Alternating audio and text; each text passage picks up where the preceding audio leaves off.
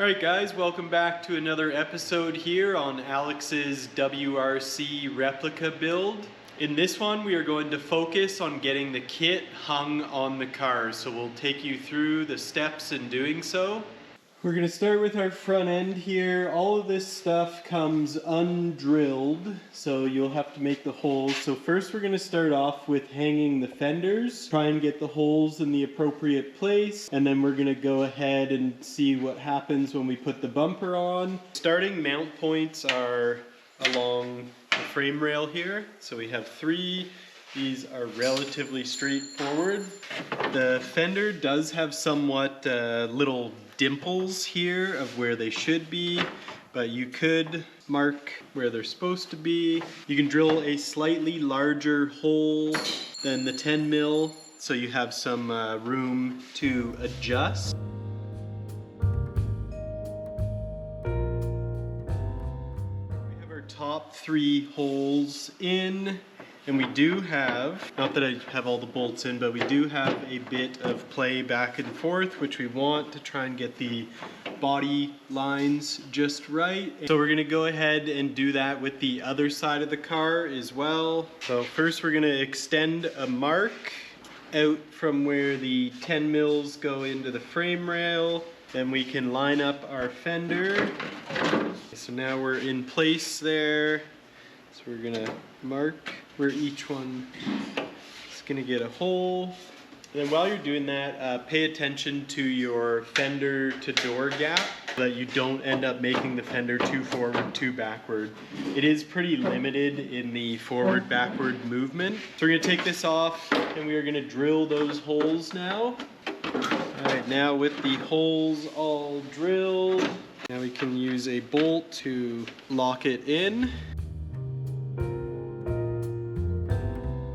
With the fenders secured along the top, we are going to move into the door jambs. So you have another two here, one in the bottom, one in the top. So again with these ones, there are dimples kind of as a reference. They are not 100% accurate, so use your own judgment. For this guy up here, the dimple is way up above it, as you can see. Making the hole for this actually ends up going right on the edge of the material of the fender, which is fine because we are using a big pan head Allen bolt to hold all of these down. Nice part about using hardware like this is it does have a big flange, so when you're making a bigger hole to get your adjustment just right, when you lock this down, it's going to cover up that hole.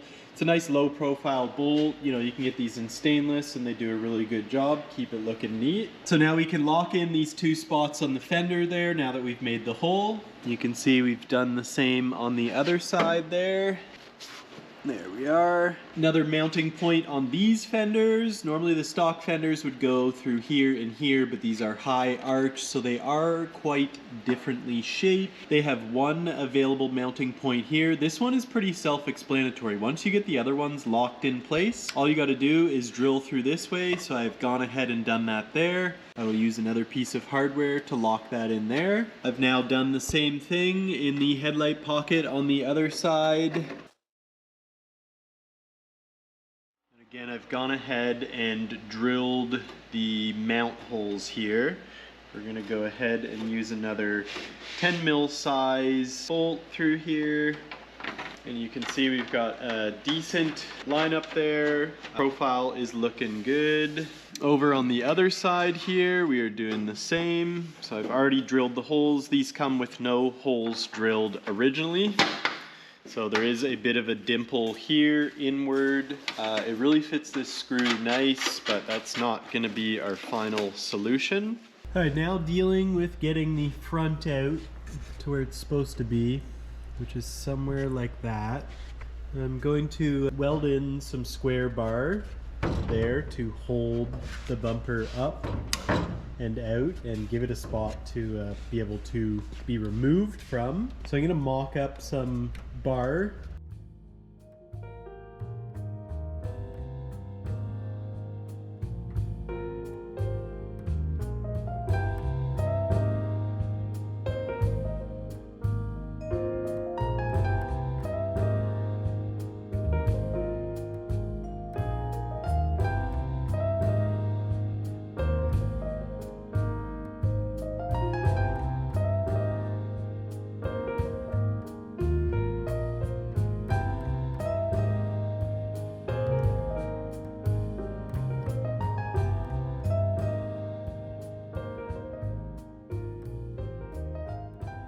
All right, I've gone ahead and adjusted my spacing here, and as tight as I could, moving backwards to get the fender to door gap just right. When we close our hood, it's while you're doing your fitting, it's nice to take off your hood latch so you can just open and close it and it will rest on your bump stops there.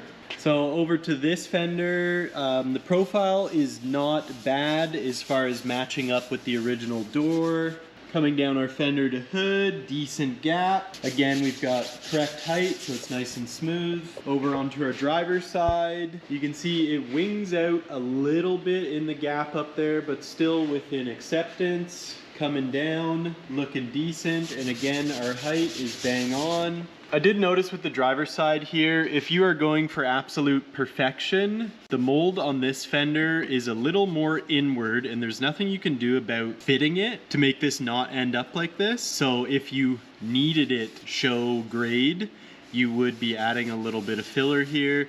This is not necessarily going to be an issue with your kit. You know, every mold may be a little different, the way they cure, who knows, but that is just my experience with it. Otherwise, the gap is acceptable. One more thing I want to show you guys in the front fenders here. I did this off camera in my initial fit of these. This is the door harness grommet coming out there. Originally, there is no cut in the fender to facilitate for the height of the grommet, so the fender would not sit to the car. Along with up here, that is a brace from the frame horn to the A-pillar there. The fender also did not have the cut for that. So as you can see, I've made a cut to go around that brace. So at this point, had I not had these little hangers I put in to hold the bumper up, I would still be using a cardboard box. Later on, getting into fitting the headlights do have the bumper bracket here, which will help support the bumper. But in the initial fit, I just wanted the bumper to kind of go on its own for now.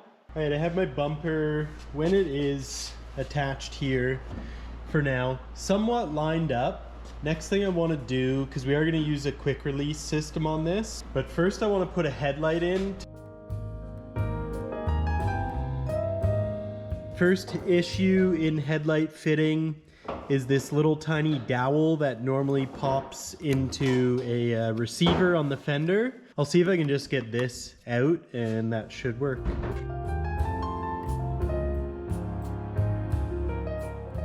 All right, next bit we are dealing with is this other little receiver here, which normally goes into the fender from here. It holds the headlight bracket.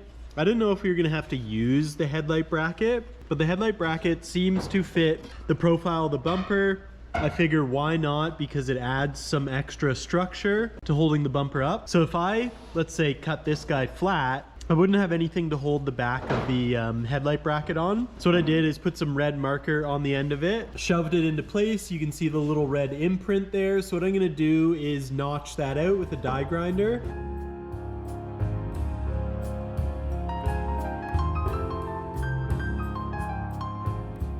Now the headlight is bolted in right where it is supposed to go. The original headlight bracket is underneath of this, which was something I wanted to retain, because then now it is an additional spot of support for the bumper. You can see my little recess there for the headlight bracket tab.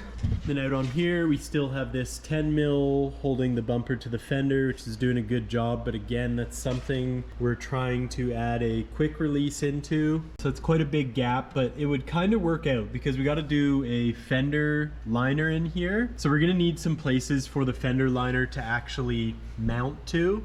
So I feel like it's probably gonna be, you know, a strip along here, maybe a strip along here. We'll add some rigidity and then give us somewhere to actually mount the fender liner to. So that is to be determined. Still in the fitting stage here. Our hood closed.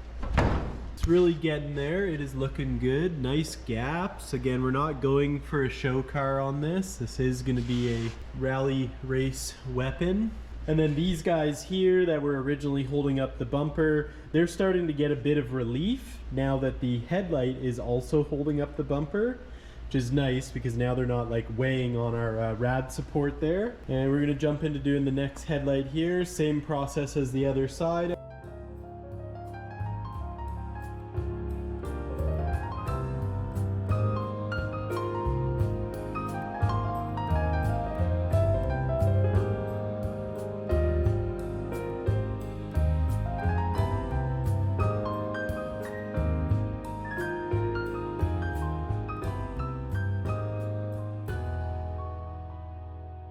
to some technical difficulties, we lost the footage for installing the doors, the quarter panels, and the skirts. So I'm going to go over quickly, show you guys what we did here. Our door is very roughed in. We do have the original latch mechanism from the other door. So in here, until we put the door handle on, you can just press down on that to release it. In here, putting on the door hinges. These doors do not come with holes. They do have dimples. We did use the dimple after we first lined the door up with the hinges, and they looked pretty accurate. Again, you can make these holes a little oversized so that you have tilt in and out. Again, the nut and bolt solution there is very temporary. We're gonna put a little bit of a steel plate in here as like a large washer to give the door a little bit better structure, because there's a lot of strain on fiberglass just having a nut. The latch itself went in pretty straightforward. I believe you can see here, originally the line went down there. I had to trim a little bit so that the striker could go in there without hitting the fiberglass. Very minor, and you would figure that out really quick. So that covers the doors up to this point. You still have to do your window mechanism or whatever you want to do there, along with the door catch we have not put on yet. So that's the little spring-loaded piece that goes from here to here. Again, that is pretty straightforward as well. So as I made my way back in fitment, I got the door on first, and I made sure the door lined up with the original quarter panels body lines and also with the front door. Then the next step in my process was fitting the quarter panel itself. As you saw, we removed most of the door jamb section right down to the inner structure here, so we do have a good place to mount to here. Then down into there, you can see we traced where the quarter panel lays, and there's some structure there which will be good for panel bonding too. Out here, you can see it just rests on the edge of the rocker. Then the next step in fitment, you can see here, this is where our striker goes. So you can see, you know, the supplied dimple and the other supplied dimple. They were going to end up a little bit low for us, so we did just pilot our own holes. Conveniently, the bottom hole works out to go into the original top hole underneath. So up here where we drilled through and we don't have anything to actually bolt it into, we'll end up welding a nut into that one. Other than those few fine details there, it was just a lot of on and off, trimming and fitting until we got it just right. Once we had the quarter panel secured, the striker on, and the door able to open and close smoothly, then we actually worked into fitting the skirt. So in my original fit, and somewhere in my lost footage, I then went on to installing the side skirt. So I'll give you a little demo there. So here you can see the missing material. It is quite a bit. This bit of the rocker normally extends probably about to there. So we took that right off, and it was like cut by cut until it fit tight. This may not be the complete finale, but the skirt does now currently fit. And again, in the next video, we're gonna go over actually filling in all these blanks and stuff like that. This is just about hanging the kit in place, which is your #1 starting point for filling in the blanks, because if you don't have your kit in place, then it's not really going to make much sense. So after we made the real estate in the rear here for the skirt to actually slip on, it does get onto the rocker pretty nice. So there we are, the skirt is on and in place. From here, what I did was every 5 inches, I made a hole. Currently, I've been holding them on with self-tapping screws. We have a few of our screws here in the rocker. Like I said, we are going to remove those, and we're going to use a M5 riv nut and a nice little stainless screw so that the skirt's removable. Cutting the skirt itself, there's very minimal cutting. Right here, we had made this little cut, whereas this line continues to go a bit further this way. We wanted our skirt to overlap our quarter panel so that our skirt is removable. So we did make a little cut along there and up there,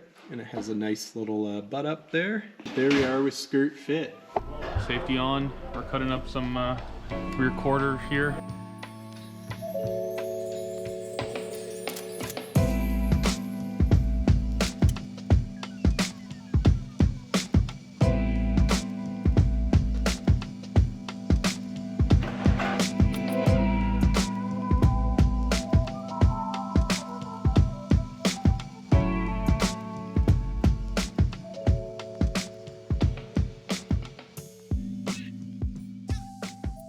Over on the driver's side, same as the passenger side, we've got the quarter panel and the door on. We have the door working. So the primary fitment of the kit is going okay. Before we start to lock in the rear of the quarter panels and kind of finalize where everything's gonna go, we need to figure out how exactly the rear bumpers sit.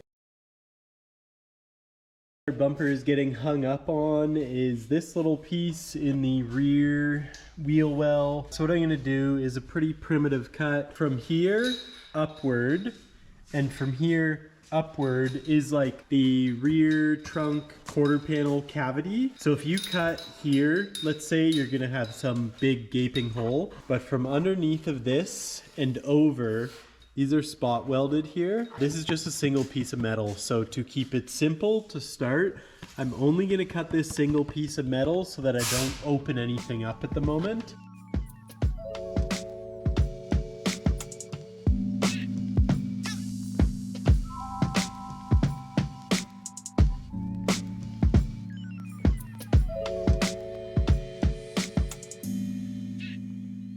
All right, with our quarter panel here, we are pretty close to getting the bumper to line up to it. Well, here's how we have made out with our rear bumper. It's not bad. It is literally just hanging there. We've pulled our quarter panels in with a zip tie bolt, as I call it, because the cleco is not big enough. Yes, I know we still have a gap here, but again, like the bumper is just dangling there. It's just held on with like some little spring clamps in there. So we at least could figure out if we were somewhat in the right locations. What I'm gonna do now, I don't know if you can see it, trim this little line so I can get the quarter panel to go in a little further.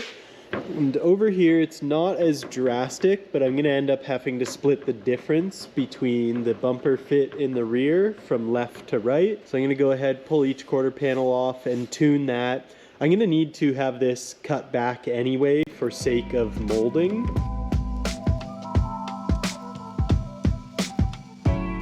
All right, we have the quarter panels back on after a little bit of trimming. We are getting a much nicer profile there. All right, there we are with the final trim for the rear. It is within exception. Again, the bumper is just like held up by a little clamp, so that's quite good. We're not going for a show car on this. The profile is decent. What we had to do is take a bit of material off the inside lip of the quarter panel, resting against our existing quarter panel, and a little bit on the other side as well. We actually had to take some off of the lip of the bumper to the quarter panel because it was sticking out so far, it was kind of repelling. Here we have it. The kit is now all hung and our body gaps and fit are within reason. Our doors open and close, and the quarter panels are for the most part where they are supposed to be. So what's next in the kit fit here is filling in the blanks. So we have only just hung the kit in place. Now we have to do all the metal work to make the wheel wells meet the edge of the kit. So there's gonna be a lot of cutting, a lot of welding. In the front here, as you can see, we have only just draped the kit in place. There is no bracing from the car to the edge of the fender or the bumper, which we cannot leave it like that. So we're gonna have to do some metal work, cutting and welding there as well. We're gonna run some quick release on the outside of the bumper there. The kit does come with these hood louvers. We are going to cut those in. It also comes with this roof scoop. We are going to do a roof scoop. We're not exactly going to use this one though.